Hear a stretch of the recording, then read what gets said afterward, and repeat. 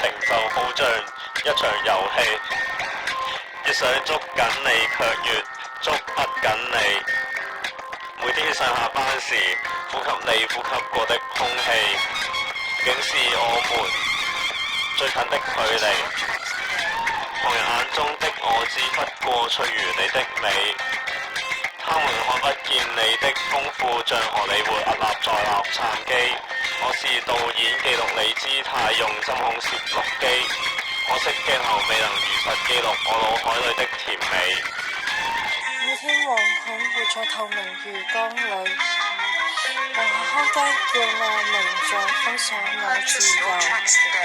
而美麗是有趣，我便索性蒙面蒙頭，一步兩步停，回頭怕有人停留。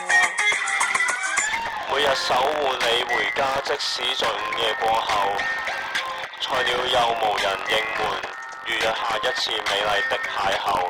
不知道你喜歡男生做主動，抑或同情等你回眸。見電梯要到了，我才主動問候。你有包裹送達，大約在2點的時候，紙皮箱上的缺口，也許是速遞員粗心大意的緣由。